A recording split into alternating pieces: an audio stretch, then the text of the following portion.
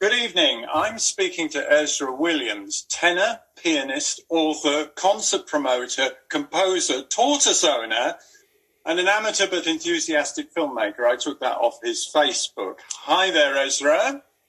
Hello. Author too. Did you say author? I did. That was number 3. We'll get to that. Wonderful. Don't worry. We're not going to miss anything. I'm going to start. Thanks for having me. I'm going to start by asking you about music. Now, you are a tenor, you are a composer, and you actually do perform in concert halls, you are on the circuit, you are a highly trained professional musician. So where did that all start from, please?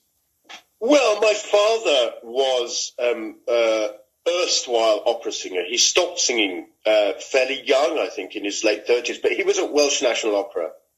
I didn't really grow up with him much around, but my mother encouraged my musicality, and I started learning piano, I think about 10 or 11, maybe a little bit late for a concert pianist.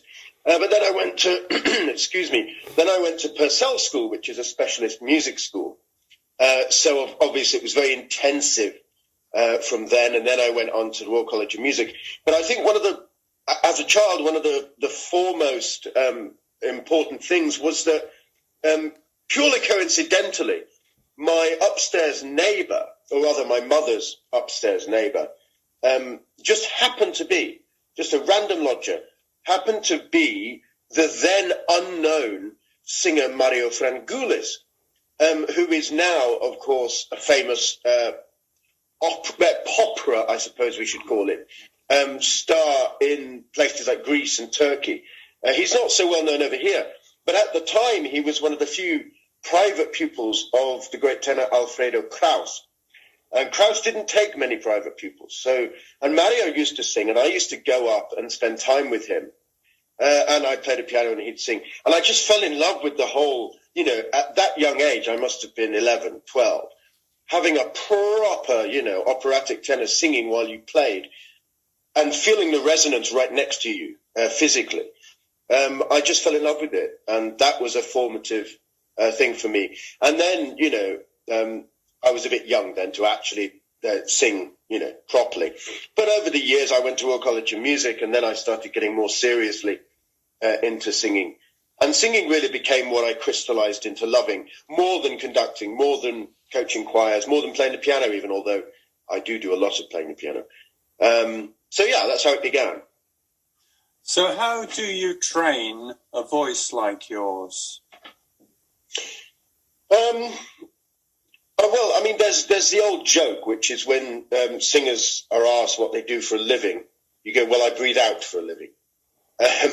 So really, it's about training the breath. It's about training to control it and also use the correct muscles in your body and to sort of psychologically pitch the voice in a place so that it's not strained.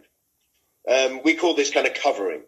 And it's the difference between an open sound, which is a lot of voices would go, ah, as opposed to, ah, and the two have completely different resonance. If you sing like the first one all the time, you'll lose your voice within, a few years.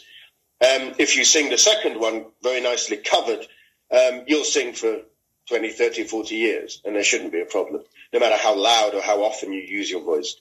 So yeah, I mean, I'm a big fan of covering, but yeah, it's all about breathing.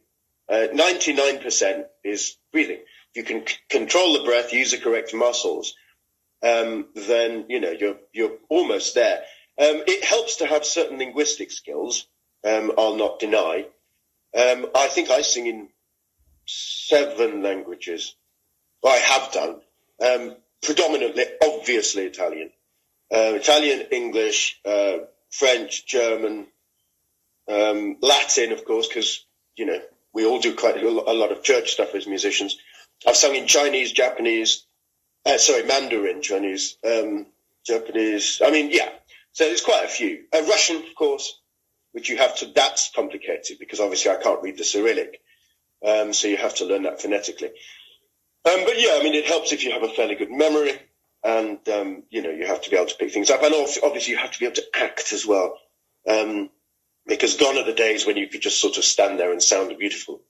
There were those days, and that was fine. I think Pavarotti was probably one of the last who could literally just stand there and rely on the pure beauty of the voice.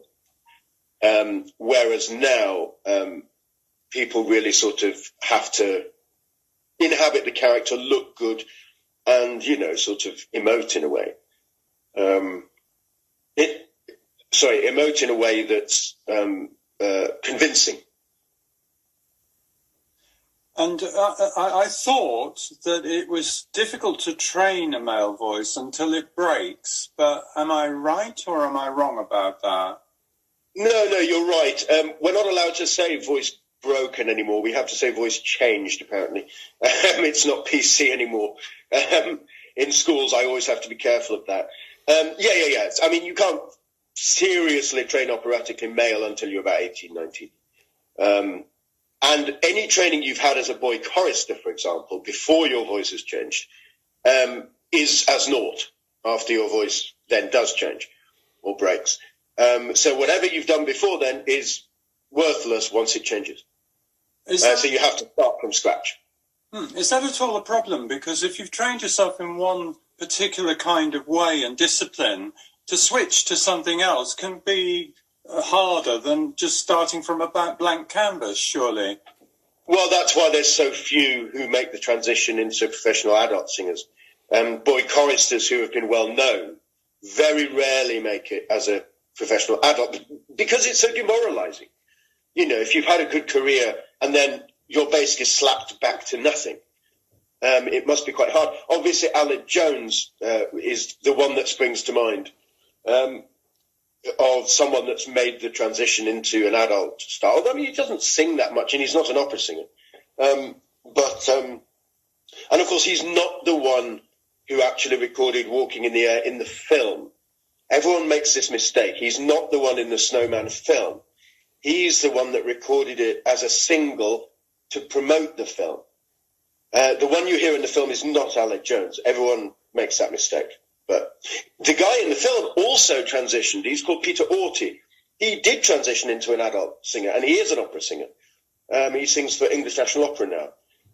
So yeah, it's odd that those two, who are both associated with the Snowman, both transitioned into adult stars. But there's very few.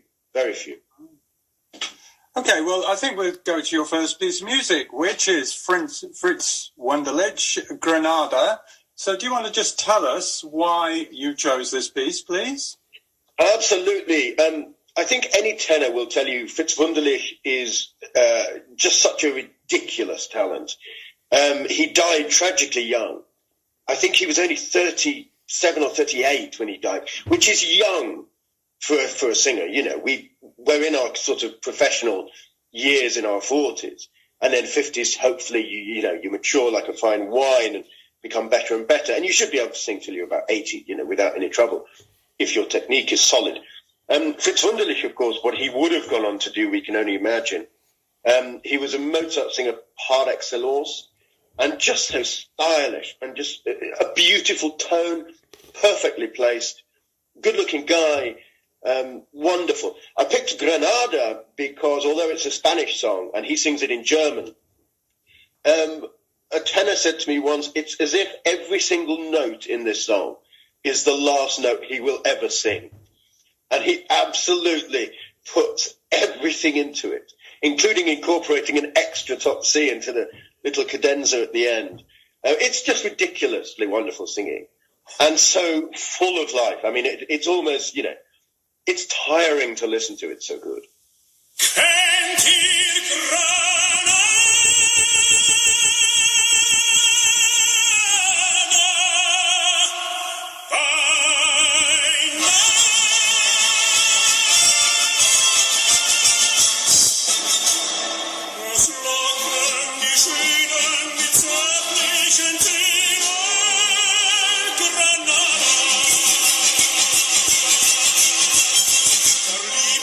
Sie harren beim Klang der Gitarre.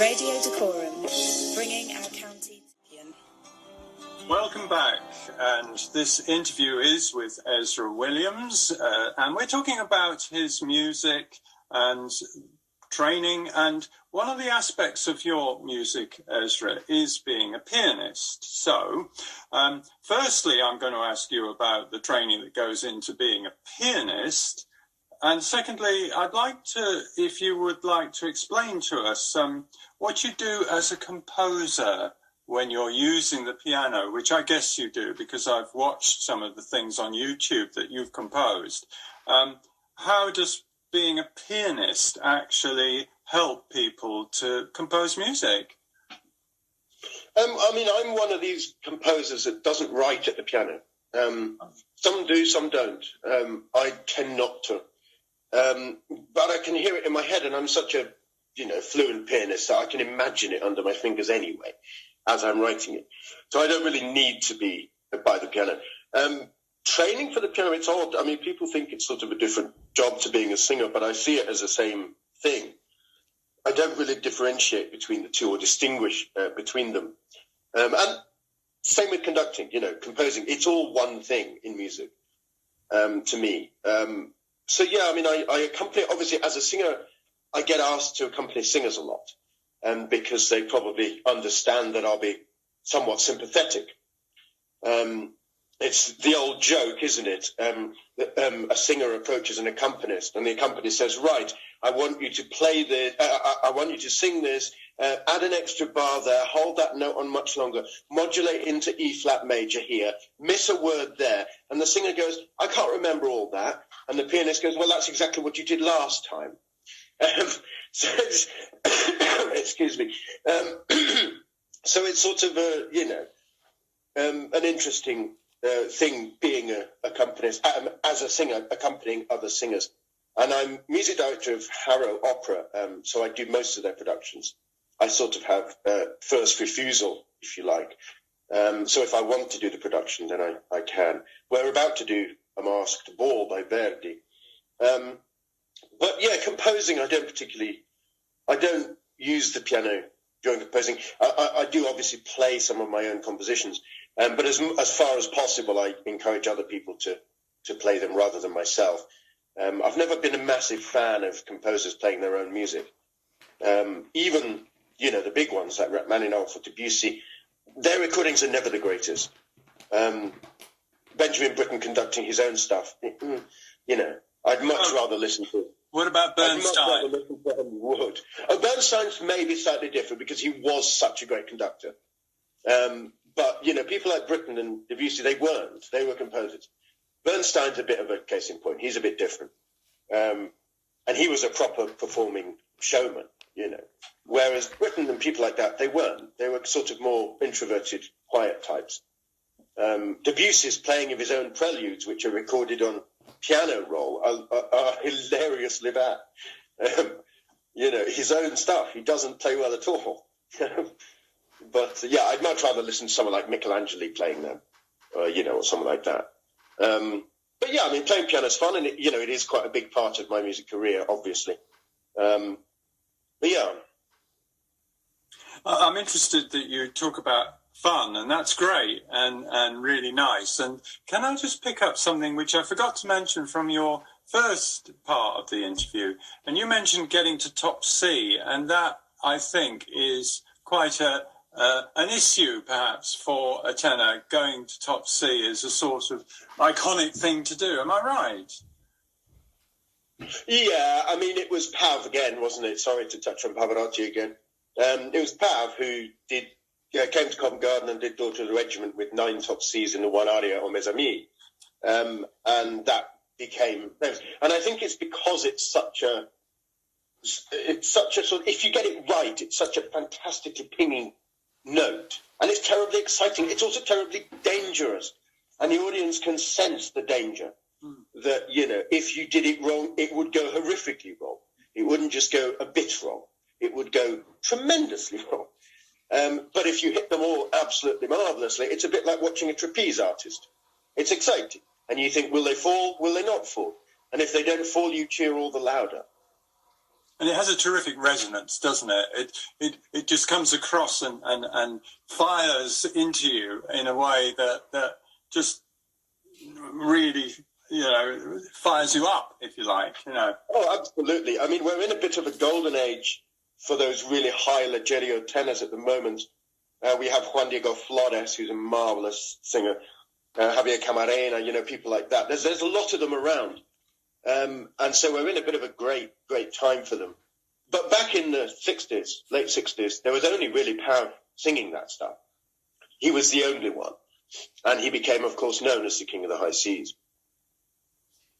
Perhaps we'll go to your next piece of music, because it's a very beautiful and deep piece, and this is Bach and the Sanctus in B minor, the Mass.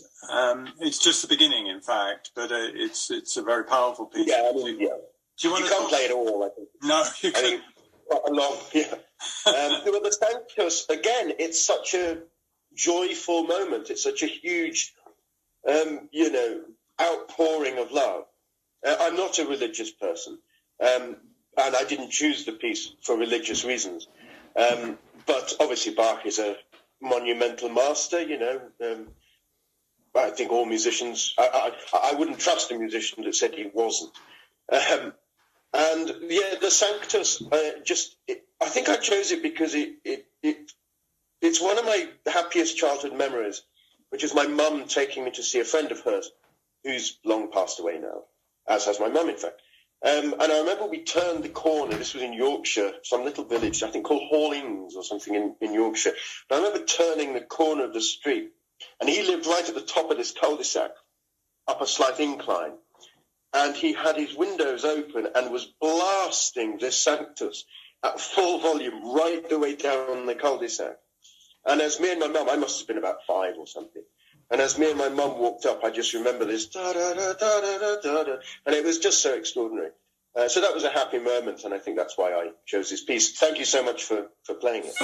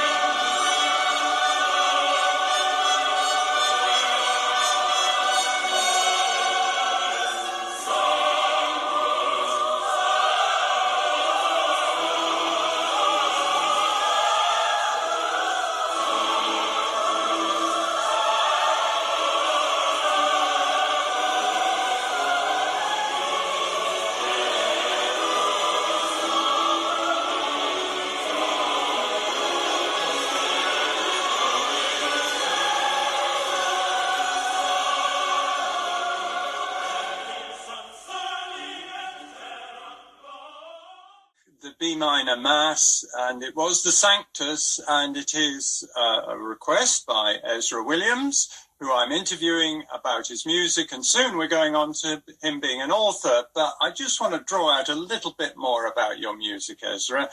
And the part I would like to know about is when you compose, how do you do it? Is it in a car, a train? Is it you jump up in the night and scribble it down? Is it in your head? And does it come to you, in bits or go? Could you just describe your creative process, please? Sure. I mean, I'll attempt to. I liked what you said about if you're asleep, and because I really, I'm a big fan of keeping a pad and a pen by the bed, although it's almost never used. You do get these fabulous ideas when you're asleep, and then you think, I must remember this, and you never do. So yeah, it's a bit more prosaic. I don't write with the piano, as I said. I just write at a desk. And I walk over and try things out on the piano, just to double check that it'll sound okay. Or sound the way I want it to. It doesn't have to sound pleasant. It just has to sound the way I want it to. But there's more design that goes into it. It's not sort of, I think there's this romantic idea that, you get this wonderful tune in your head and you must follow it. A lot more is going, how will this fit together? How will it work, in a harmonic progression? Does that make sense to have an answering phrase that way rather than this way? And it may not be the way you originally heard it. You may decide that it works better with a different shape. And you go with that because it works. I'm not going to say mathematically. I'm going to keep away from that word. But it works instinctively, sometimes better than the original way you thought it, or internally heard it, because you're not actually physically hearing it. You're just imagining it. So yeah, for me, it's sort of, you feel your way, and you have occasional moments where you just go with the purple passage because you want that indulgent moment. But yeah, a lot of it is sort of design for me. I'm a big fan of designing something with artifice to make it work. I don't compose a vast amount anymore, I must say. I tend to, having said that, I did write an opera.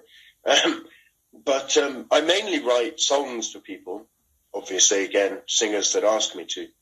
If they want a contemporary piece for a recital, then, a lot of singers will ring me up and say, look, can you provide a song? And I famously wrote something like 20 songs for all the final singers in their final exams at the Royal College of Music. God knows what the examiners thought. Who is this person that they're singing all these songs by Ezra Williams? Who is this guy? Anyway, but yeah, so I'm happy to write when people ask me to, and I do a bit of chamber music. But of course, we have to be realistic as composers. It's quite hard to get big orchestral pieces done unless you have a lot of money or the resources or a commission, which doesn't happen very often. I am lucky enough to have had some orchestral pieces done, which are I do have recordings of them on YouTube online. My big Requiem was done, and a piece called Waking Garden for ensemble, the 21 instruments, I think it was. You can do, if you're a good orchestrator, you can do pretty much anything with 21 instruments that you can do with a full orchestra. You should be able to make 21 instruments sound like a full orchestra. And hopefully I did that. But yeah, I don't compose a vast amount anymore, like I said. But it's a fun process. I don't see any difference between that and, writing a book, say. Oh, perhaps I do. Yeah. The great thing about writing, to me, is the infinite number of possibilities, word to word to word. And that, I think, is quite a challenge to people listening, for instance, that how do I decide where I'm going? And my answer, and the way I do it, is endless reworking, endless trial, endless thinking it or reading it out. Does that feel right? Does that not? And then revising yet again. Huge amount of revision goes into writing, I believe. Now, I don't know if that fits what you're describing in music. I mean, do you want to comment? Sure. I mean, I'm a 5-draft man when I'm writing a book. Minimum 5 drafts. Yeah, rework everything, make sure every sentence has something interesting about it. Otherwise it's dead prose, For me, it doesn't, it must have a responsive verbal surface. If it doesn't, I'm not satisfied with it. So yeah, constant reworking. I'm absolutely with you on that. Perhaps with music, I'm more fluent in it in a way. I do sometimes think I'm more fluent on the piano than I am talking. I don't think about it. I completely, I'm one of these very strange, and I'm not claiming it as a skill. It's not. It's just something I happen to have. Some people do, some people don't. And I don't think about. I look at a piece of music and I instantly can just play it. It's a very strange thing. So yeah, I'm kind of more fluent on piano. Maybe it's an autistic thing. I don't know. but I'm more fluent in a way than I am kind of talking. I'm more comfortable in music, so I don't do so much revision with composition. I'm more sort of comfortable and relying on my instincts. But writing prose or poetry, which I used to do, my mother, of course, was a poet, which is why I'm named Ezra, because I'm named after Ezra Pound. Lots and lots of reworking in books, but not so much in music. I mean, if you look at any score that I've written, you'll notice, and I do still write by hand, you'll notice there's very few crossings out. And I write in pen, bizarrely, so not pencil. I think that's often the case, that if you want to be creative, you find your own particular way that it works for you. It may not be on screen. It may be, some of my friends who are singer-songwriters do things like they're in the car and they have their phone and they quickly record something that comes to them just as, which perhaps they shouldn't do because they're driving. But, there's so many different ways of catching that feel. And I don't use the word inspiration because I very, very rarely feel inspired myself. I have to work and work hard. But and if I didn't work, if I just waited for the inspiration, I'd never write anything. Never finish. Inspiration is a nice romantic idea, but I'm not sure it's always practical. One thing I've noticed about your music is you're pretty eclectic. And I'm going to ask you to introduce the next piece, which is from a different type of music. And then maybe we'll just talk a little bit about that eclecticism of yours. But let's go to Bob Dylan, Forever Young. Oh. Do you want to explain why you chose this one, please? Well, I mean, it's from... I'm a big fan of Martin Scorsese's The Last Waltz. People often don't realize that Martin Scorsese, despite being a great filmmaker, has a sideline in making music documentaries. He's made a marvelous one on the Rolling Stones and other people. But The Last Waltz is about a band called The Band, who were basically the go-to. The Band were the one that backed everybody in the 60s. They disbanded 69 or 70 or something. Robbie Robertson was the legendary guitarist, and they backed everyone, including Dylan. And in this film, Joni Mitchell's in it, and Ronnie Wood, and all these, icons. But yeah, this song is just, again, it's full of joy. It's just such a wonderful thing. And Dylan sort of, famously growls out the lyrics. Let's be honest, he has a dreadful voice, but the way he uses it makes him a great singer. You don't have to have a great voice to be a great singer, let's be honest. Famously, the tenor John Vickers, dreadful voice, but my God, he was a great, great tenor. So yeah, there's just something about this song that I love, and it fills me with happiness. And it's so simple. Right, we just had Bob Dylan, and Ezra Williams, who requested it, was just talking about the idea that some people have dreadful voices, but they can really affect you and do something in music. And I think that's very interesting because although I'm a huge fan of classical music and jazz and all sorts of types of music, I also kind of appreciate punk music, where somebody's doing an anti-music, a kind of thing that just tears it all up. And absolutely, big fan of that. There's not really any genre of music I'm not a fan of. I like grime. I like all kinds of. I even like country music, for goodness sake. There's not really any part of music I don't enjoy. Obviously, there are songs I don't like, and there are things I don't listen to. I'm not a massive exponent of acid jazz, but I certainly listen to it if it's on. So there's nothing I'm certainly not a snob when it comes to any kind of ordered sound.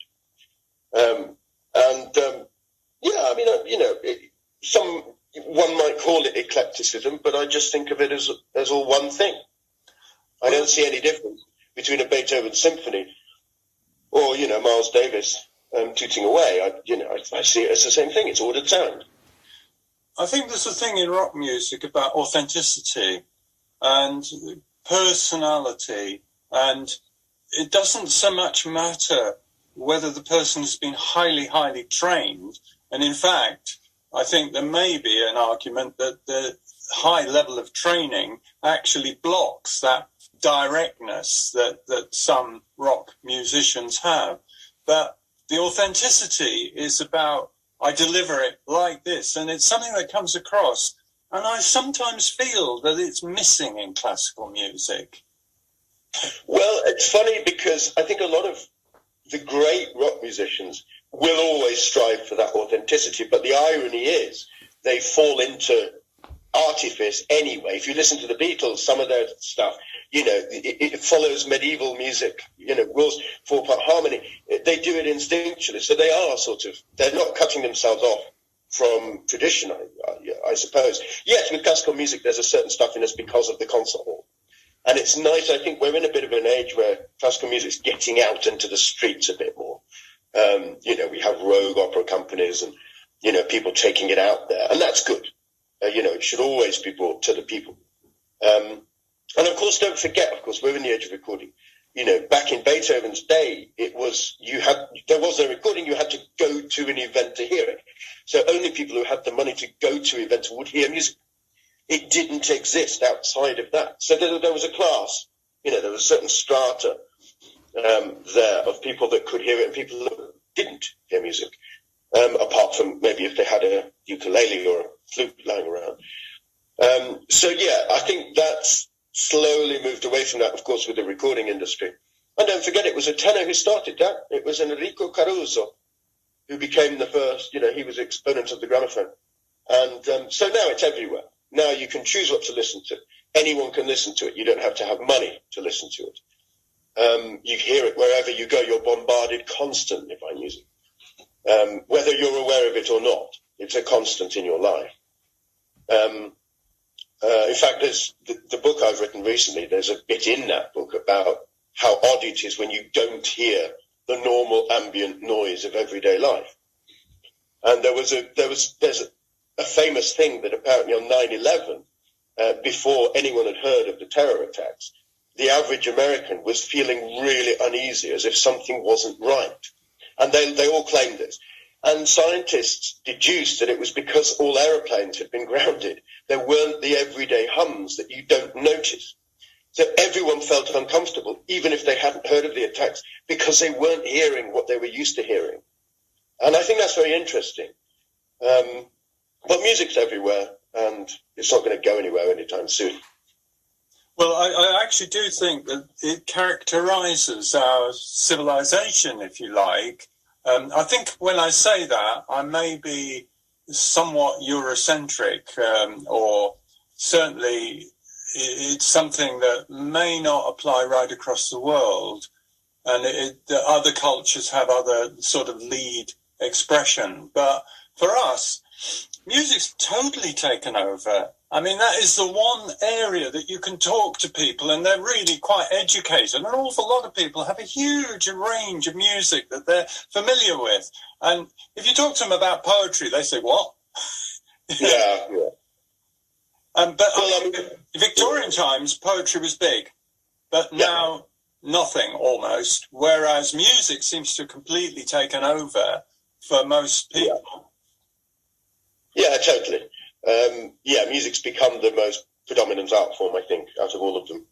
But yeah, like you said, poetry used to be the bigger one. But again, you can stand and declaim poetry on a street corner. Whereas if you can't play an instrument, you can't play an instrument. There's not much you can do about it. But anyone can speak poetry. Music's, it's universal. And plus the fact it transcends language. So, of course, even if you can't talk to people, you can instantly, share a song. And that's a great thing. I mean, it's a practical art. It's a shared experience. And that's something that is wonderful. Of course, poetry is in a certain language. So, again, you've instantly got a slight barrier there. It may not be a barrier, but with music, it's universal. It speaks to everyone. Even if they're using different diatonic scales. So, if they're using quarter tone scales, in say, Hindi music or something like that, you can still listen to it and go, that's music. It's recognizably music. You're not going to hear it as an extraterrestrial might and go, what is this? You would recognize it as music. And that's wonderful. I went to the Chinese opera a few years ago. It's nothing like what in the West we perceive of as opera. The singing style takes a bit of getting used to. It feels extremely unpleasant for a bit, but once you adapt into it and get used to it, I found myself really loving it. It was marvelous, but so different, so radically different. I was watching these singers going, how on earth do you do that? It sounds painful. But I admired it. It was extraordinary, and they sang for hours, so they obviously knew what they were doing. It was just a completely different technique. Admirable, I think. That's really interesting. I think perhaps for some people, classical music in our tradition, and in particular the sort of 20th century revolution in expression, is quite hard because it is an artificial thing. You do need to sort of buy into a number of kind of preconceptions to get hold of, say, 12-note music or something like this. Or my great composer, and I know you admire him, is Messiaen. But some of Messiaen, a lot of people are going to say, I'm not sure about this. But whereas musicians who've been trained in it will say, oh, yeah, I understand that. So I think there's a lot of education goes into more modern expression. And that's natural with the level of university education availability and things like that. But it is a development. I mean, let's not forget that people think, oh, that stuff might be hard to listen to. But if you just sort of realize where it came from, which is basically 12-tone music came as a reaction to the war. They didn't want, the world was in such turmoil. It was like, we need a new ordering to make sense of the world now. Ravel's La Valse famously, of course, takes the most Germanic of forms, the waltz, and screws it, if I may say that, on live. He messes with it so much it turns into 4/4 at the end instead of 3/4. So it's a bit of an up yours to Germany, which is an understandable response to the war. I'm talking about the First World War here. 12-tone music grew out of this disillusionment, I think, with history. So if you listen to it with maybe a bit more of an educated ear, perhaps, it makes perfect sense. Messiaen, of course, Quartet for the End of Time, written in a death camp. Luckily, because he happened to have a sympathetic guard who got him a pen and paper and provided him with a desk in a hut to actually write it. Yeah, you can listen to that and go, it's hard to listen to. Well, yes, it should be hard to listen to because it is hard to listen to. And of course, with Messiaen, you have this added element of his deep religiosity, which again, as I said, I'm not, I don't listen to him for that. I listen to him for the beauty of the music. I think it's extraordinary. A quick anecdote: he actually kissed me once as a baby. My dad was a recording engineer. I didn't make the most of it. I didn't know who he was at the time, but I have actually been kissed on the head by Messiaen as a baby. And of course, when I was at Royal College, I studied with George Benjamin, who's a great composer himself, and was Messiaen's kind of protege. I think he studied with Yvonne Loriot as well, who was Messiaen's wife and a great concert pianist. And George was, a fantastic composer. And don't forget, of course, that Messiaen's deep. So I learned with George Benjamin, who learned with Messiaen, and Messiaen learned with Paul Dukas, who wrote The Sorcerer's Apprentice, which is in, of course, famously Disney's Fantasia. So, yeah, the line goes all the way back. Right, that's a perfect opportunity. The line goes all the way back because I'm going to switch slightly the order of the music and go to Mahler. Mahler Symphony number 5, the you'll have to say this. Adagietto. Adagietto, thank you. And I've managed to get hold of Bernstein's version, which you did ask for. Yes. Do you just want to introduce this great piece of music? Because I'm a huge fan of Mahler. Oh, yes. It's one of the things me and my father used to argue about incessantly. And I think sometimes he just wound me up. I think he actually probably did love Mahler, but would deliberately wind me up by saying, "Oh, it's just 2,000 years of Jewish mourning," and I go, "Shut up!" This is, and he was deliberately offensive about it. But no, Mahler's a cornerstone for me. It's an and of course he was an opera conductor, so he had this dramatic flair. He never wrote an opera, which is extraordinary. Can you imagine what an opera by Mahler would have been like? Well, Das Lied von Erde. Das Lied von Erde is very vocal, isn't it?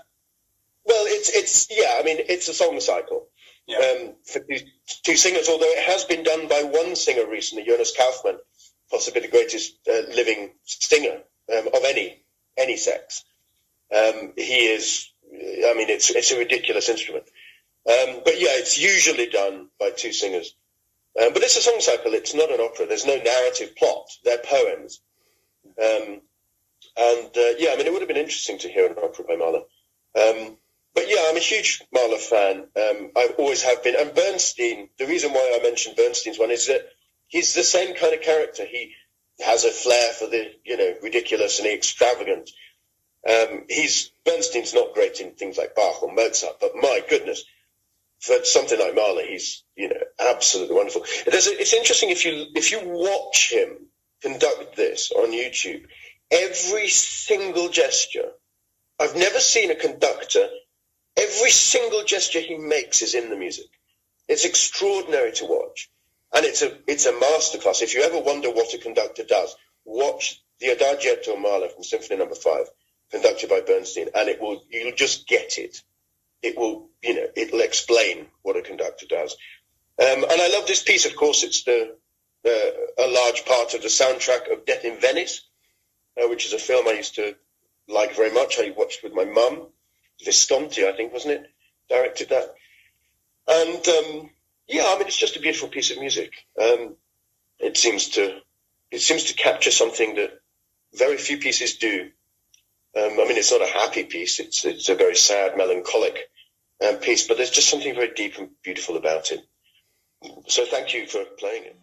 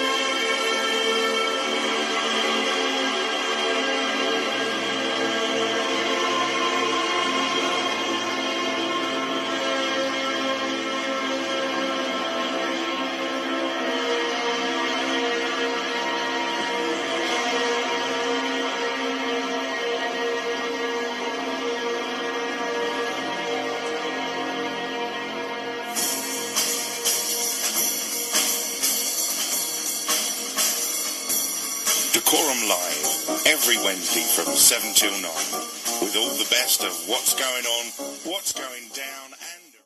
After that wonderful piece by Mahler, requested by Ezra Williams, I've promised Ezra now that we're going to move on to his writing because he is a children's author. He has actually let slip that he's always written, but I'm not a children's author.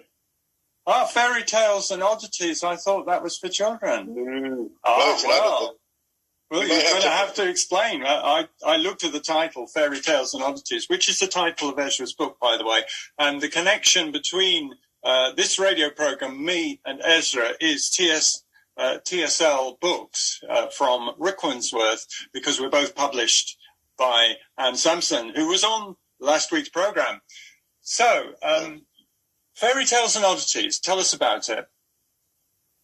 Well, yes, it's not a children's book, as I said. It's despite the title. I would have thought. I kind of thought that the Oddities bit would give that away, but also the artwork, which has been done by Steve Poulakeris, marvelous artist.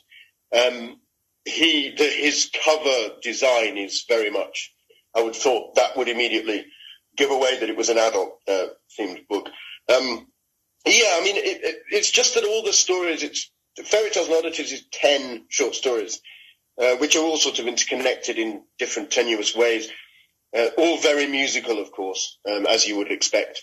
There are strong allusions to the plots of Mice for Singers and Rigoletto and of course Duke Bluebeard's Castle, which is one of the fairy stories I retell in a modern way. And as I said, they have this wonderfully gothic artwork by Steve Pullakaris.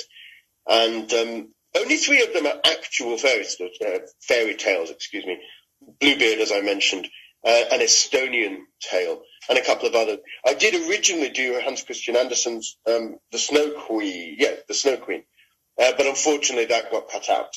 It just didn't seem to fit. I didn't plan to write fairy tales. It just happened that my first book, Losing Henry, was published some years ago, and when Anne Sampson from TSL Publications contacted me and said, look, do you have some stories? I realized that what I did have all seemed to share a theme of magic realism. So I thought, well, I didn't plan it that way, but that's just how it worked out. So I thought, well, let's continue with the theme. Let's make a book length of things that share this theme. I mean, there is one very large one in the book. The longest by far is called Alias Adora, and it's about a very fulminantly racist, fading ex-snooker star, which seems to fit. So that one's not really magical realism at all, although he undergoes an astounding encephalization and sort of turns his views around. So he sort of ends the story by realizing the error of his racist ways, which is perhaps too tidy and neat, but it's a short story. You know, we have to tie things up. I don't see much difference between writing prose and writing music, as I think I mentioned earlier. There's the design element, there's the artifice, and it's about the sound. I'm not really satisfied unless I have a sentence that has something interesting in it, sound-wise. If I can find a word that has, something, I'm not satisfied in saying the man picked up the book, say. There has to be something to make that's dead prose. There has to be something to make that interesting. So I try, in every sentence, I try to make something interesting. It doesn't have to be anything big, but, it can just be something very small. So in that way, it might sound odd to your listeners, but I don't see much difference between composing and writing prose. To me, it's the same thing. Should we just run through the idea of magic realism? Because you said that the story, another story isn't. In other words, it's more realistic and in the everyday world, perhaps. But magic realism, how would you say that is defined or characterized? Well, to me, there may be other definitions, and you don't have to agree with me at all. But for me, it's things that have a supernatural element. That's what I'd classify it as. So anything that involves gods or witches or magic or wizards or anything that is out of the ordinary. So if you're writing a book that has, say, someone who believes in Wicca, that is not magic realism, because that's a real thing. But if you're writing a book about a witch that can fly, then it's magical realism. I think the word realism, though, is part of it, isn't it? That the magic is as if it was just ordinary and everyday. Oh, I see what you mean. I see what you're getting at. Because in the context of that, whether it's a book or a story or a film, I suppose in that context it's real in that world. I get that. I guess I should have added that. But no, you're absolutely right. Well, I think I'm going to ask you to introduce your next piece of music, and after that, I'm going to ask you to read from your book. Just before just before you do that, Ezra, you've talked about a lot of different things. You're on YouTube for music. I'm writing as well. I do some writing on there. So if people want to have a look at what you do, just Google Ezra Williams YouTube. Would that take you to... Yeah, I mean, there's a funny anecdote. When I started out, or started to get sort of known, in any sort of job about 15 years ago, although obviously I've been doing it much longer than that.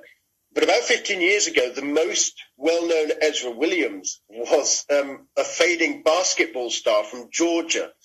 He was this 7-foot-tall black guy who had been extremely good in the sport. I think you have to be tall in that sport. But he was on the career come down when I was just starting out. And if I may tell a very funny anecdote, his decline sort of helped my rise, because I'll try and leave out any rude words in this story. But I think I'm allowed to say, in order to sort of save his flagging career, this was about 15 years ago, just when I was on the ascendancy, he released a sex tape to try and pep up his career. Now, the woman in which he starred on this sex tape happened to share the same forename, Cindy, as a singer, Cindy Yee, a marvelous soprano, who I'd been to college with and stuff. And we released our song from Disney's Lady and the Tramp. It's called Bella Notte, which of course means beautiful night. And we released that at exactly the same time. So we got this thousands and thousands of views of people expecting this sex tape. And they got me and her singing Disney, which still makes me laugh to this day. But yeah, so his decline and his sex tape sort of helped my career. So that kind of kick-started my YouTube channel.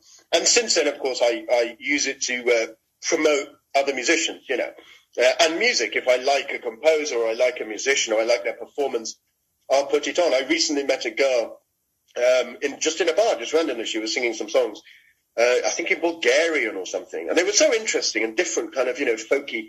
I said, hey, one ought to record these, because not many people have done these. I certainly haven't come across it.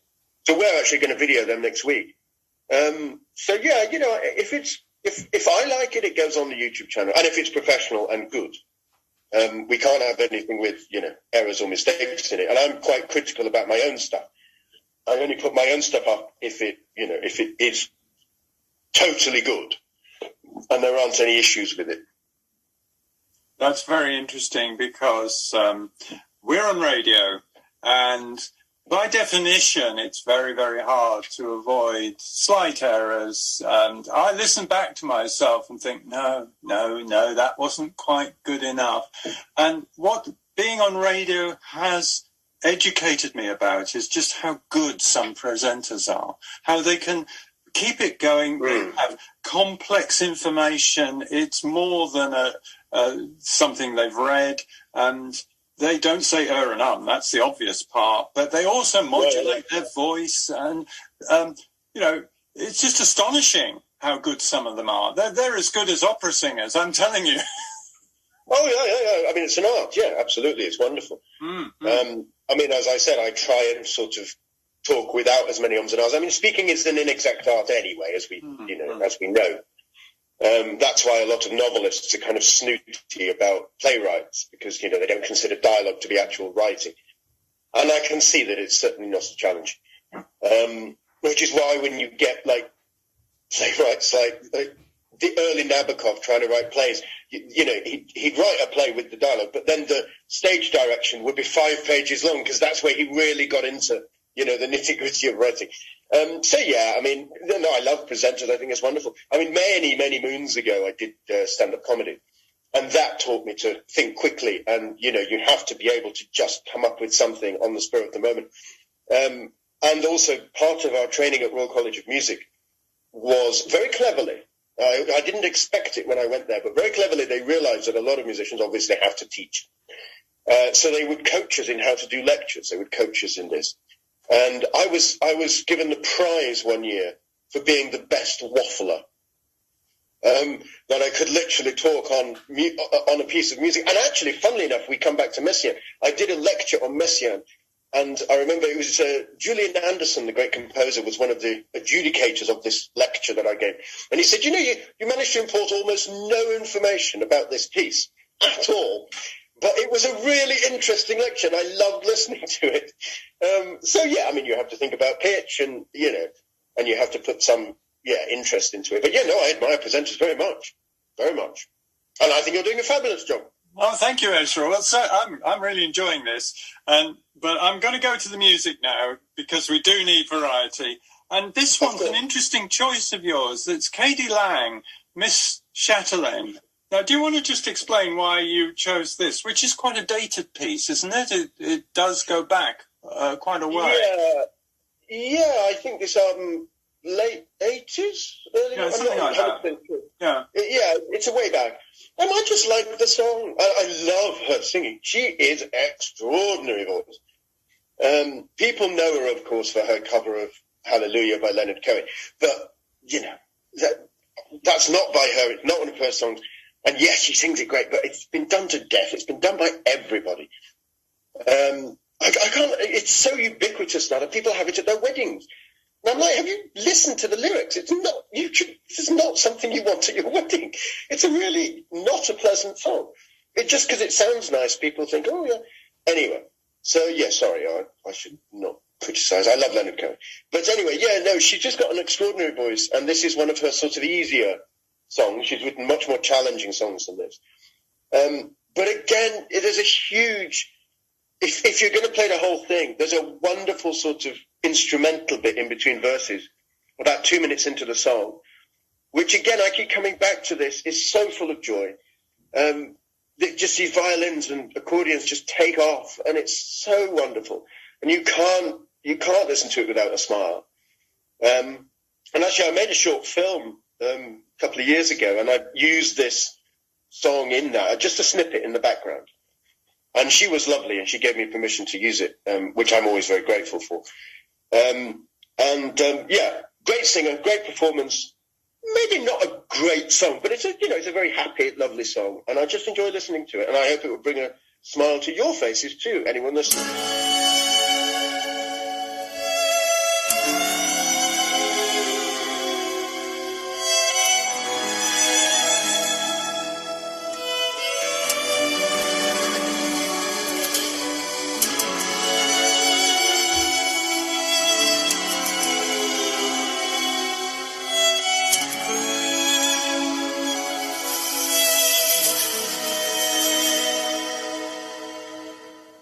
Just a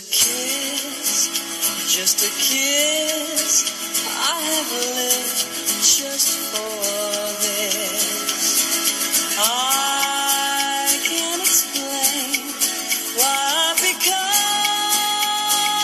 this Chatelaine. Just a smile, hold me captive just a while.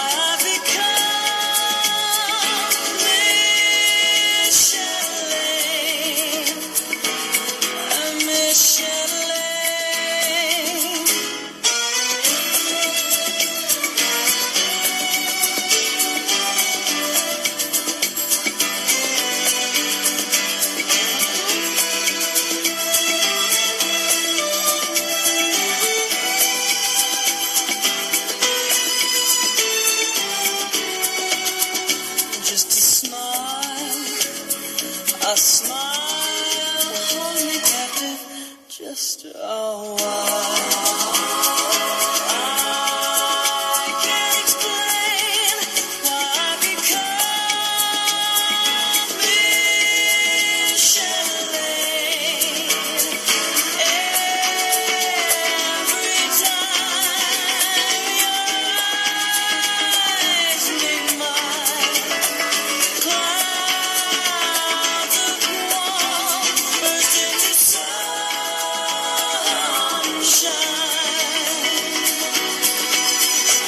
Just a kiss, I'd have lived just for this. I can't explain why I become Micheline.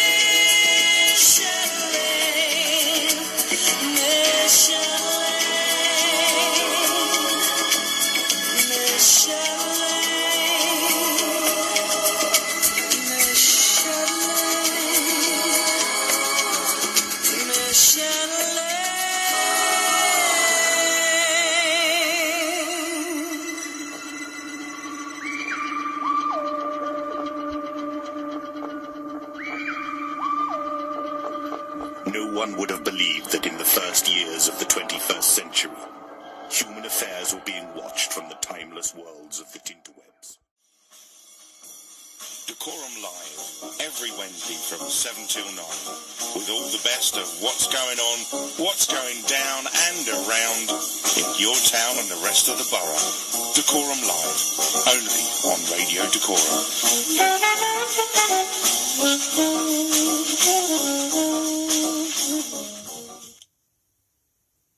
Welcome back. I'm interviewing Ezra Williams, and we're going all over the place in fascinating and different ways about creativity, really. And I have asked Ezra if he will read from his book, Fairytales and Oddities. He's got it in front of him, and I think he's going to probably introduce the little passage, which will give you a flavour of the sort of thing that Ezra writes. So over to you, Ezra. Thank you very much. Yes, this is from a story I mentioned earlier, Alias Adora, about a fading snooker star who's become a sort of TV pundit. He's got, big sidelines in drugs and alcohol abuse, and he's extremely racist. He's not a pleasant character. And as I said earlier, I sort of want my sentences to have a musical flavour. I want there to be interesting quantities within them. And this is a good example of that, this little passage. Where I play with words. And normally I would edit out internal chimes. You don't want rhymes accidentally within the same line, obviously. You want to edit them out. You can't get them all, but good writers will try and edit them out. But in this, I deliberately play with internal chimes and actually make that a feature of this passage. So yes, as I said, dreadful character, very racist, but a great deal of fun to write. The final years of the Maelstrom's professional snooker career had been pockmarked by well-publicised outbursts. The time Milo headbutted the only black player on the tour, a sepulchral Muslim with a refulgent beard, whom Milo accused of leaving tiny, wiry hairs on the table post-shot to disrupt his play. The time he was sent off for mooning a visiting business delegate of potential African sponsors. The time he outraged women's groups by holding his cue in front of his trousers and miming athletic sexual action 2 feet behind a female referee. It wasn't pretty. None of it was pretty. Milo was still sore about that last one. He claimed a setup. If female groups had infiltrated the match, he argued, then they simply had it coming. They couldn't have been there for the game. Obvs. Incredibly, none of these misadventures seemed to dent his fan base, which, if one could reasonably gauge by what one read in the press and online, was louder and stronger than ever, now that he was no longer winning matches on a regular basis. It should be noted, however, that Milo was a legend on the circuit.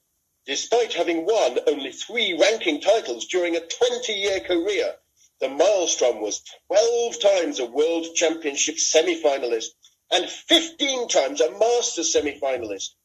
More than once, he had had a wonderful and inspiriting fight back from many frames down and had delivered his share of incredible shots. 5 YouTubed massays, crawls, drags, run-throughs, deep screws, reverse doubles, double kisses, jumps, swerves, stuns, controlled cannons, controlled safeties, rescued backskins, PKs, pushes, plants, check side, caroms, plain ball runs. Hell, for a while, even his miscues were news. His matches had often gone on well into the wee small hours of British TV, and perhaps this was part of the appeal. If enough people watched you being brilliant while they got drunk, anyone could become a hero. Thank you, Ezra. I very much enjoyed that. Now, I'm going to do a bit of a critic here, and I'm going to big you up, though. Don't worry. It's not going to be knocking you down. So, firstly, I noticed that what you do is you come in with those, towards the end, that great list of different terms. So what you're doing is you're putting in a real range of vocabulary. And I think as a writer, you really need to vary the language you're using and surprise the reader a bit with this word, that word, that word. And also, of course, it's funny. It's a very nice, funny bit. And the second thing I noticed about what you've done, you talked about Nabokov and his plays producing huge sort of side and a half of description. And yes, but I think that actually novelists, the essence of novelists is the description and narrative. The voice tells you the story and what's happening, but also all the detail that you can't see. Because it's not like having a camera. So you're creating the room, the scene, everything, which is highly selective as well, actually. But that piece you've read was actually a descriptive narrative piece. And even when you have people talking, dialogue and so on, actually it's part of the narrative. Otherwise it doesn't stand up. So it should be, yeah. So I think these are a lot of what you're doing there. But the other part, which now I'm going to throw over to you, is that as novelists or short story writers, I think what we do is we look for repetition. The word we've used twice, even in 2 sentences close by, it can really stand out. And we try and get out redundancy. And by redundancy, what I mean is the stuff that the reader can work out anyway. We don't labour it. So having said all that, and I see all that in what you're doing, I also think that what you've just read is quite poetic, actually. Yeah. I mean, but again, it's the musical thing, isn't it? I remember talking of not being able to use something twice. Julian Barnes once told me that he'd written this essay for the New Yorker, and the New Yorker editor got back to him and said, you can't use the word crepuscular, which for listeners who don't know, it means sort of as of twilight. And he said, why can't I use the word crepuscular? And she said, no, you've used the word crepuscular before. And he said, all right, okay. So he reread his essay. He reread it twice. He told me he was having lunch. He read it. He went, I've only used the word crepuscular once in this essay. So he got back on the phone to the editor and said, no, I've only used it once. She said, oh, no, I didn't mean in this essay. You used it in an essay we published 4 years ago. Which was absolutely extraordinary. The length of memory that you can't use that word, 4 years apart. But yeah, obviously, if you read a book where, someone is sad on page 1 and they're still sad on page 3, and by page 8, if they're still feeling sad, you sort of go, I've given a lot of energy into reading this. Why do I don't want to know these. I know this person's sad already. I don't need to be told 10 times. But careful writers will always, work that out. A great writer once said to me, have you ever wondered why there's so few stage directions in Shakespeare? And this was a good lesson. And I went, I hadn't actually really ever thought about it. He said, oh no, look at it. All the information you need to know about what you're seeing on stage is in the speech, is in the poetry that the characters speak. He said a careful stage director can work out exactly what needs to be on stage, that Shakespeare's put it in the actual thing. And he was absolutely right. This is why you don't need, Shakespeare didn't need stage directions very much, because it's all there. All the information's in there. And yeah, I mean, I like to think I'm vaguely careful writer. In fact, there's a YouTube video actually of me talking about the way that I approach the craft of writing. It's about half an hour of me listing things that I would never do, like you can't have 3 ings in the same sentence. You mustn't start consecutive paragraphs with the same word, for example. It just doesn't read right. Unless you do it 3 times and then make a point of it, that's fine. And I discuss titles and gradations of title and all that kind of stuff. And it's all fun, you know. I think you do have to have artifice, otherwise it's just kind of slapdash. So, yeah, I play with language. I have fun with that. And, yeah, I hope there's a lot of fun in it. Obviously, I mentioned I used to do comedy stand-up. Most of my comedy now goes onto the page. Although during lockdown, I did film some actual comedy with my lockdown buddies. We produced a couple of comedy shows, which are all on YouTube. One filmed entirely in my kitchen, which was quite fun. But, yeah, most of what I find funny goes on the page now. So there's hopefully there's some serious stuff. But, you know, Fairytales and Oddities has a great deal of comedy in it. And that passage I just read, of course, is a bit of a comic tour de force, and it's so ridiculously overblown, you know, that it's sort of, and he gets humiliation upon humiliation heaped upon him in the story. So the kind of comedy builds through that. But there's something inherently funny about being a snooker player. I don't know what it is. I don't know what it is. It just makes me smile. I don't know what it is. But anyway, yeah.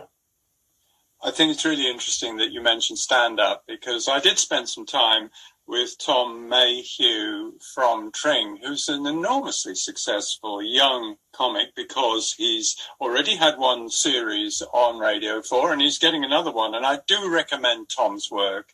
It's quite edgy, and it has upset some people, because it's all about being working class and on the receiving end of a lot of what's coming down from government and so on in this society. But it's very personal. It's very confessional.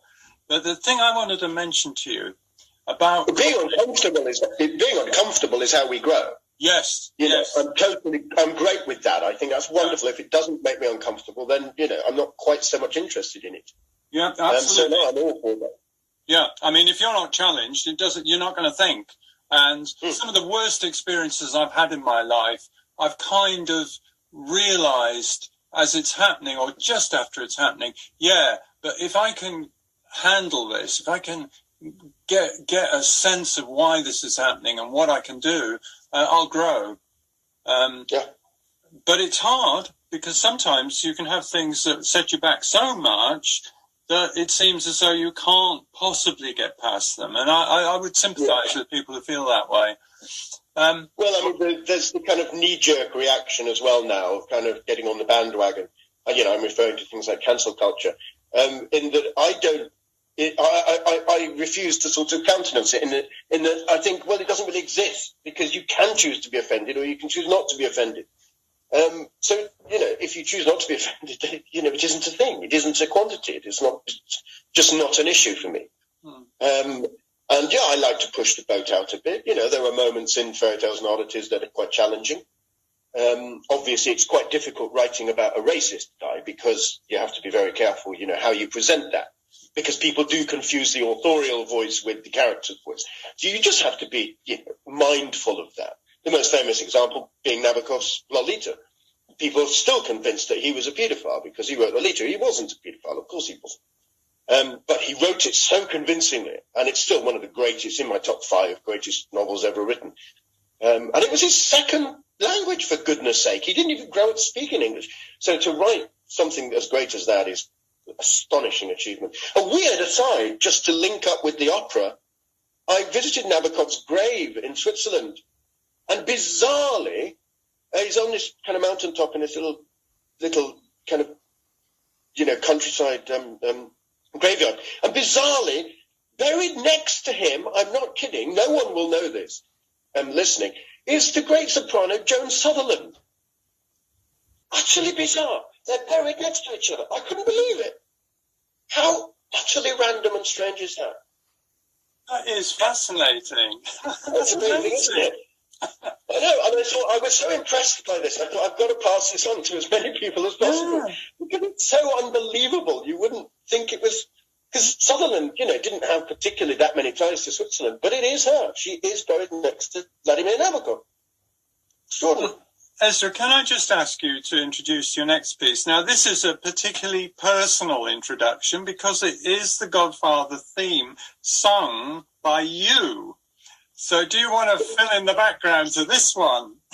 Indeed, it sounds terribly pushy, putting on one of your own recordings. I always laughed when Jonas Kaufmann, the great tenor, appeared on Desert Island Discs, and I'm not sure whether someone had not had a word with him about what the show was sort of about, but he basically, ate out of his own choices with himself singing. I think he thought it was a promotional opportunity rather than sort of choosing pieces that, that meant something to him.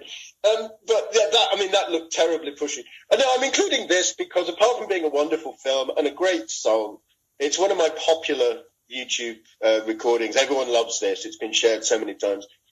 And so I thought, well, they can't all be wrong.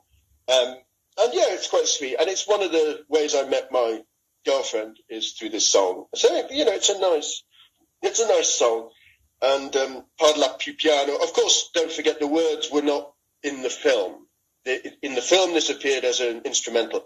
The words were added afterwards for extra promotion. But it's since become a bit of a tenor favourite. Alanya sung it, Kaufman sung it. We all sort of, do it in concert. I've done it in quite a few concerts. And it's lovely to sing, and it's not hard. It fits the voice very well. The music's so haunting. And I think most people, at least even if they haven't seen the film, have an inkling of The Godfather. They know culturally what it's about. Make him an offer I can't refuse and all that. And I think, it's culturally a bit of a milestone. So people know that. And it began Al Pacino's career. And yeah, I just like the song. Thanks for playing it. I hope listeners don't hate me for playing something that I actually sang. Also, this means something to me because it was the very first, or at least, well, it wasn't the exact first, but it was from my very first studio recording session that I recorded this. I think I recorded 5 songs that afternoon, and this was one of them in a recording studio up in Cricklewood, I think, past Kilburn. And so, yeah, that was my first one. I've since done hundreds and hundreds of studio recordings. But this is from my very first session. And, so enjoy.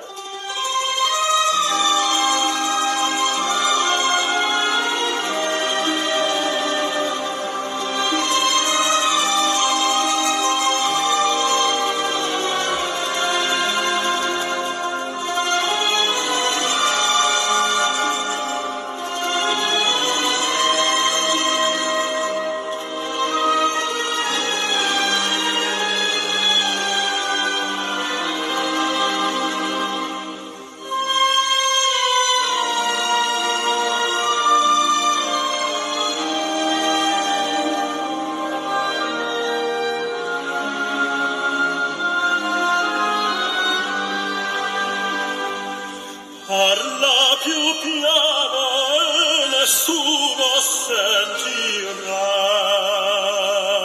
il nostro amore lo viviamo io e te. Nessuno sa la verità,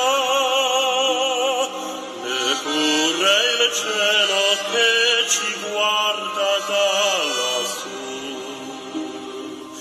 Insieme a te io resterò, amore mio, sempre così.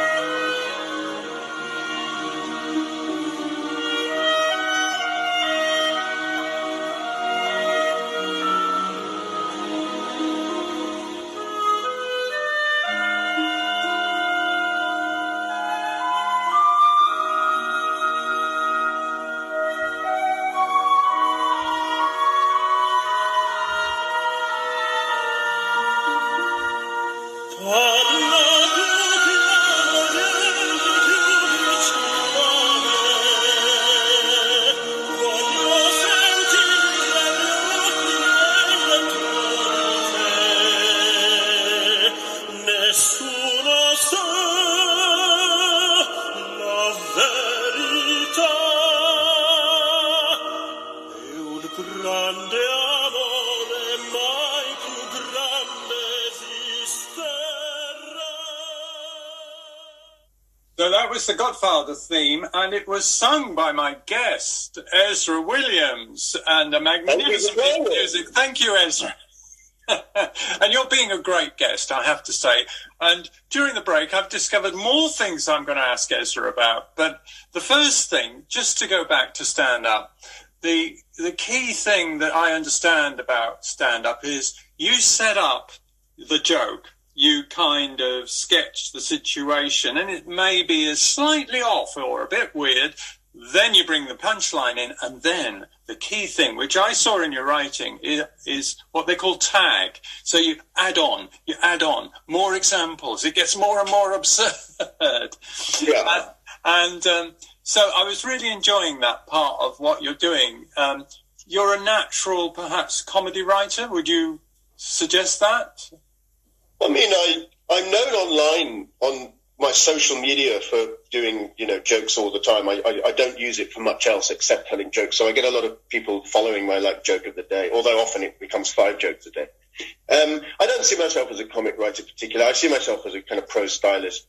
If I have to write something very deep and difficult. I mean, there is one story in Fairytales and Oddities that is the diary of a girl in a war zone in the aftermath of a very serious religious war. And that's not. And basically the story is, she has to escape this place, but she can't take her elderly father with her. And the story is basically about her coming to terms with having to euthanize him. And that's not a happy subject. That's a very tough subject.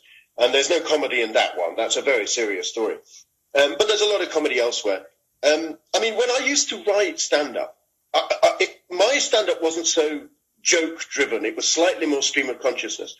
There were jokes, and when I did write jokes, excuse me, I would write them backwards. So I'd start with the punchline and work backwards, which I know other comics do. Jimmy Carr does that, and various people around on the circuit, and we all sort of vaguely know each other online and stuff. Some comics don't, other comics do. I did used to work backwards. But yeah, keeping it going, the tag idea, absolutely. The great Norm Macdonald died recently, great comedian, very, very underrated, actually.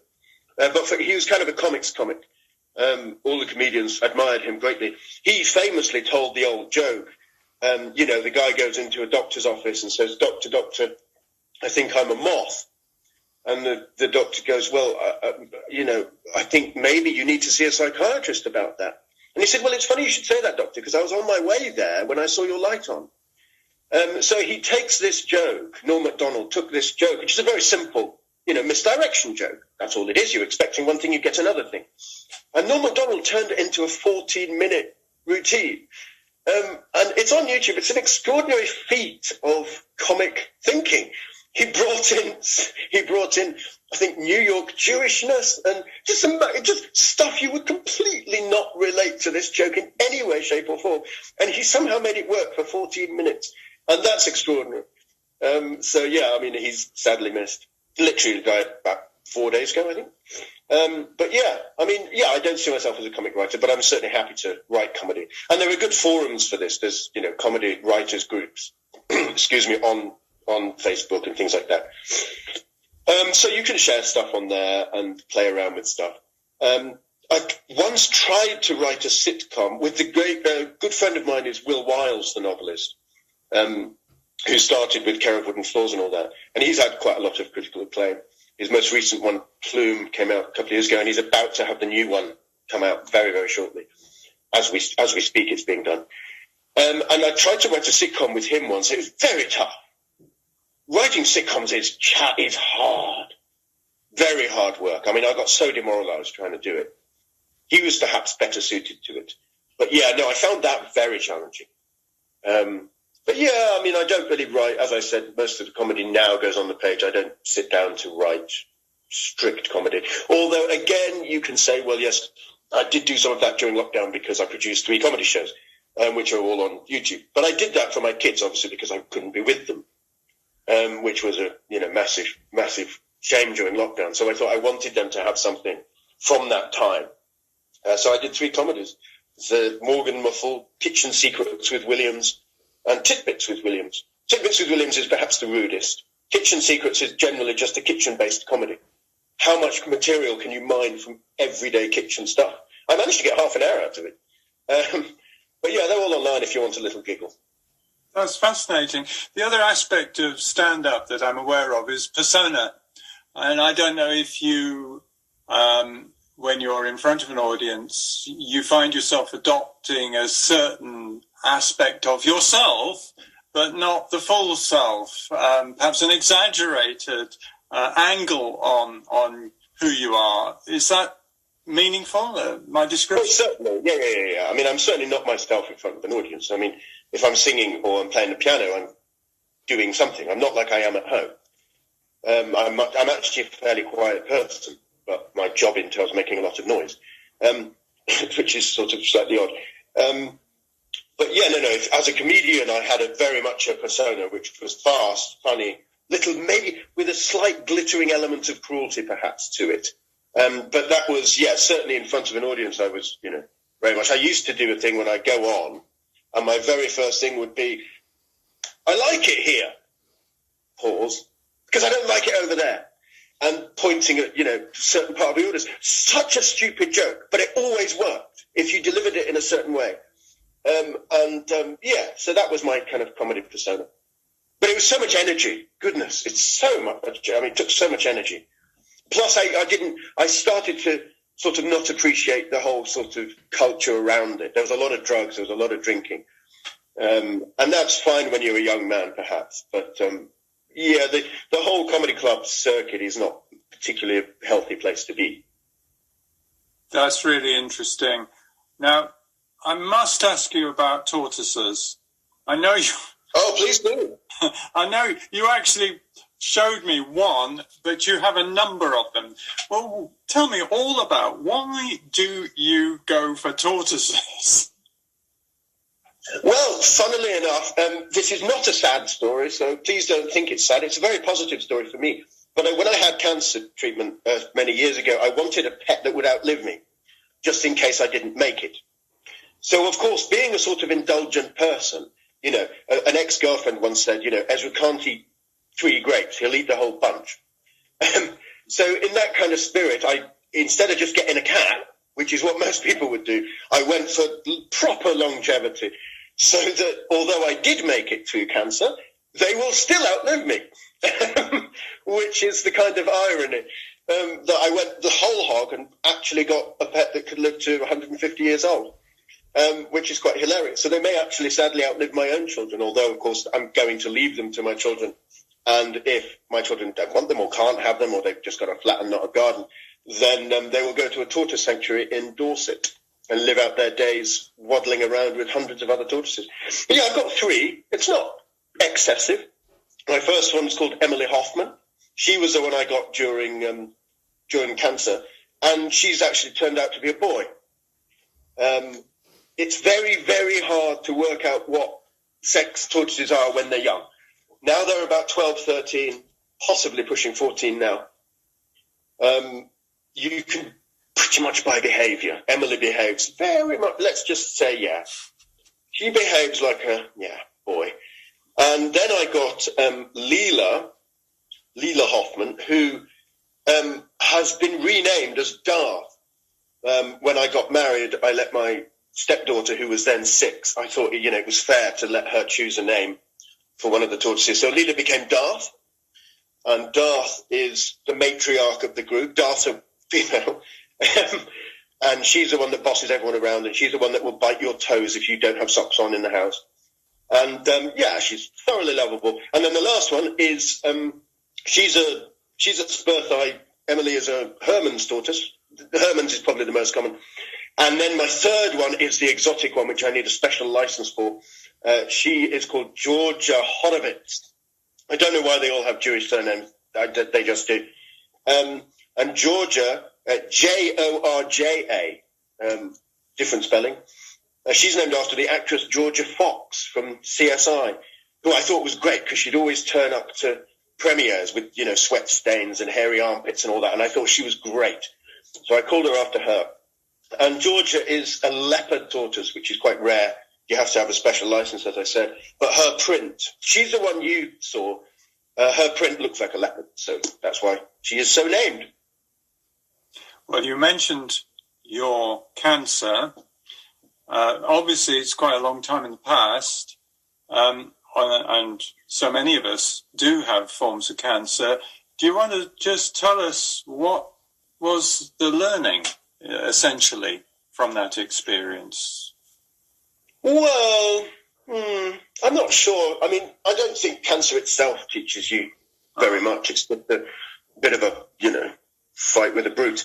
Yeah, I mean, mine was testicular cancer, which has a good survival rate if caught early. Mine wasn't caught early, but actually I was lucky in a way because the tumours in the testicles, I think there were 3, had blocked off the passage, so it basically wasn't flowing around my body as much as it could have been. So in a way, I was quite lucky. But yeah, I mean, since then, what it's taught me is to be maybe slightly nicer and kinder to people, and to appreciate time a bit more, the obvious things. But obviously, since then, I do a lot of cancer awareness work because men are notoriously bad at, self-checking and all that. So I used to do a lot of stuff with Darren Couchman and Richard P. Miller's testicle tour. And we broke a couple of world records, which have now since been beaten by some group in America. Or we'll have to reset them. Yeah, so we used to do a lot of stuff. I used to put on gala concerts. We did a World Cup themed event. We had lots of famous footballers, and I sang Nessun Dorma and all that, And so I did, I haven't done that much with them recently. But, for the last 10 years, we've done quite a lot. And just on my own from gala concerts, I think we've raised about 10, 12 grand, which isn't a lot, in 10 years. But, it's just one person. So, I was quite pleased with that, just from classical music, which is kind of cool. But yeah, I mean, it's also, there isn't, in a way, cancer was a positive thing for my singing career, because I spoke to a doctor about this, and there haven't been enough classical singers who've had testicular cancer. There have been some, but there's not enough to have done a full study on how it affects the voice. And it would be nice if someone, one day did. But obviously, it's an urban myth to say your voice gets higher when you have them off. That's an urban myth. Of course it doesn't. Unless probably you had them off before puberty, in which case you'd be a castrato. But once your voice is an adult voice, it's not going to make it higher. But what it does do, bizarrely, is that psychologically it affects you. And of course, most of the problems of cancer, apart from side infections and all that, are dealing with the psychological fallout of it. One thing it does is it makes you think you should be higher. So you stop worrying so much about high notes, which of course for tenors is a big thing. So what it did was, I'm fairly good at analysing myself, I'm not, stupid. I worked out it was just a psychological thing. There was no physical thing, but it made me stop worrying about getting up to the top Cs so much. So it freed up my singing, and now I'm known as a tenor that has no problem whatsoever doing all the high stuff, despite the fact that physically I'm quite big, so I should have a heavier voice than I do, because when I had the testicles off, it stopped developing. So I have the body of a dramatic tenor, but the voice of a lyric tenor. And the women love this because they can sing love duets with me in Donizetti operas without having to look down at me. Because a lot of those tenors tend to be shorter. So it's a very physical thing, singing. So they love doing stuff like that with me because I'm tall. That was the most astonishing tour de force. And we're going to end on that. We have to end on that because it just was so interesting what you've just said. So I want to thank you, Ezra Williams. Thanks for having me. It's been You've been great. And if you want to follow this up, go on YouTube, Google Ezra Williams. You will find lots of material of all sorts that we have been talking about. And the book, Fairytales and Oddities, is available from all good bookshops and on Amazon and all that. Or you can order for a discount from TSL Publications. You just Google their website. Yeah, my publisher as well, local publisher. So, could you just introduce your last two pieces? Your first choice was Jonas Kaufmann singing, and I'm going to let you say the title because I know I'm going to get that wrong. And if we've got time, we're going to squeeze in the Beatles, All My Loving. So do you want to just introduce those two? Sure. I mean, Jonas Kaufmann, we talked about earlier, the greatest living tenor, possibly, arguably, the greatest living singer of any persuasion. Endless breath control, absolutely ridiculous. Voice can sing top to bottom, loud, soft, whatever you want. It's perfect. They come along once in a generation. They're just bizarre people. Pavarotti was one of them, technically just astonishing. Non ci scordar di me is an Neapolitan song. It's probably the hardest of all the Neapolitan songs. There's a recording of me singing it on YouTube if you want to check it out. And it's impossibly hard because it has E vowels on high notes. Singing very high up on an E vowel is very, very hard. It's one of the hardest things to do. And Jonas Kaufmann not only hits it perfectly, but actually diminuendos. He gets quieter on it, which is just astounding technically to do. It's also a great tune. It's a fab song. And Fab leads us on to the Fab Four, of course, Beatles. All My Loving, again, I think one of the predominant themes of this interview has been joy. And All My Loving is such a joyful song. It's just happy, makes you enjoy life, and it's glorious.